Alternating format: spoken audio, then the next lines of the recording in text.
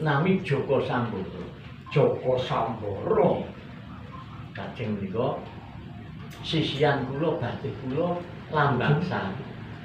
Lambang Sari. Putrane Kakang Manisuka. Leres. Kula mantunipun. Wis akir diwasa kowe lho. Ayu. Matur sembah nuwun. Ora ngira yen Kakang Manisuka duwe turunan kok kaya ngono. Ngopo yen diwawas Kakang Manisuka kae tuwekane ya wis garek kaya triplek kok ya Menika bejo kula. Bang, Lambang Sari dados batik kula to sisian kula, Bapak. oh, wis dadi bojomu. Nggih. Ngaturaken suwun pangabekti Ndaropate. Aja ndara paman. Oh, paman, dipun keparengaken. Aku ki pamanmu. Nggih.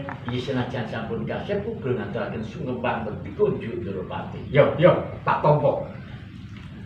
Ora. Banjur aku tak nyuwun priksa marang kowe. Iya. Kowe sak kloron padha sowan ning dalem kepatihan iki diutus karo bapakmu apa pancen karepmu dhewe? Nggih. Angkah kula menika kajeng Nurkanda. Namung dipun prayogaken dening Bapak Manisuka.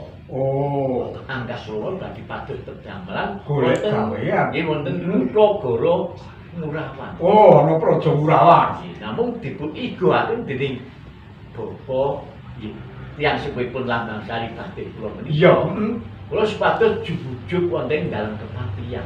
supaya jujuk ana ing dalem kepatihan kersane Kakang Manisuka. Miturut ngendikane Bapak menika pendyanca sederek Tunggal guru. iya.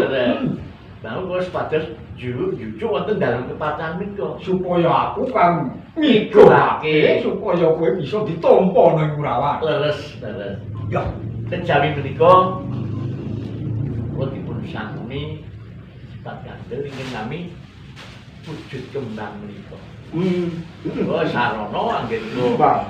Nggih, sifat kandel kula minangka kula dipun tampi wonten Gayo Murawan. ya. Samboro. Lan kowe Injih paman Pak. Lambang Sari. Injih kula. Samboro. Nggih, jatuh. Iki ana dalan kang prayoga. Leres. Jalaran Murawan lagi kasaput ing pedhot kang angendanu merga saka pangamuke Krana Sewandana. Nggih.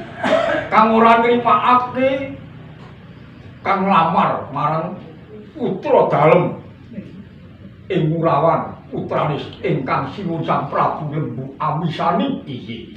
ora nuli ngomong Kusuma Dewi Retna Kuning. Mula yen kowe bisa ngundurake Krana Sewandana kang gawe rusak ana ing Murawan, kowe mesti bakal ditampa anggonmu bakal suwita ana ing Murawan. Nggih. Nika terang dawuhnya dalem Polpan badhe mapaken Krana Sewandana iki sak menawa barang amuk ning Praja Murawan. Ya. Ganti tapak tak tungko lakumu, kowe mesti bakal lapat lakumu. Nyun pamit nyun dameng itu.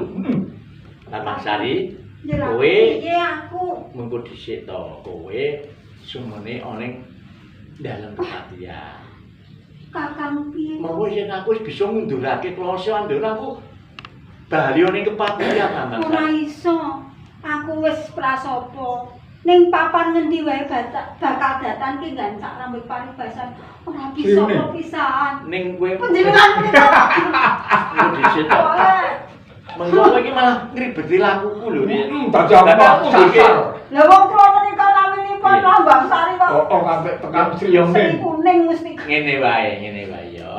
Kowe ning dalem petan nuwun supaya Yo, ora dalem kurang kepatihan. suatu kangenangan. Ning atiku kuwatir Kakang aja engko ning Ora bakal. Dudu wae aja sambore ngerti antis nerak pamgeran Lambang Sari. kena tak ugemi sak Iya. kabeh kandhangmu kuwi.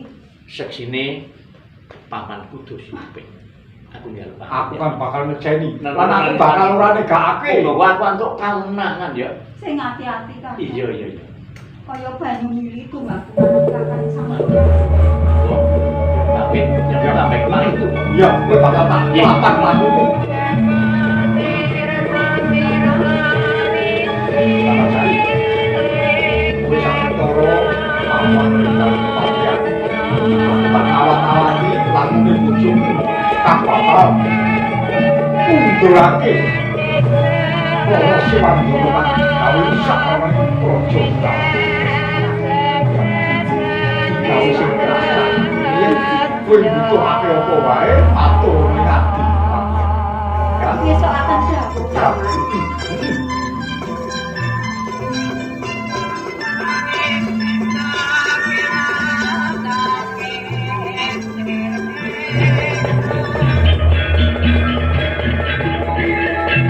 Ayo.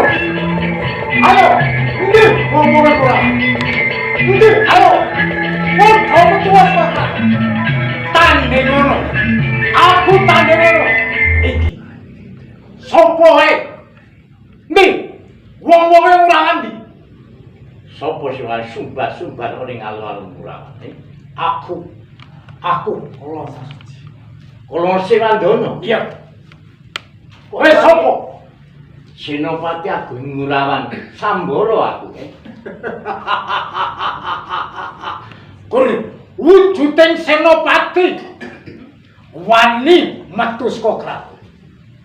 Arep aku.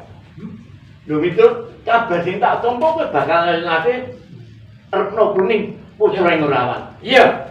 Ning bukti sak temene bakal barengamu bakal juga ing kawibawan negara Murawan. Carane wong-wong wong carane mampet secara halus. Endi ono? Udah payo kencana ndi yo. Karepmu sekar udah kencana. Iya. Ana Siwandono. Iya. Yen kowe bisa nglangkai Sambara, lakon kowe nggawa Retno Kuning. Oh, penjalukmu ngono to? Iya. Oh, wis. Ayo. Puas. Puas. Iya. Yen kowe kuat namane sekar udah kencana, tak sembah dibilang. Ayo ngomong. Ayo. Ayo ngomong. Ayo, puas. Wah, puas.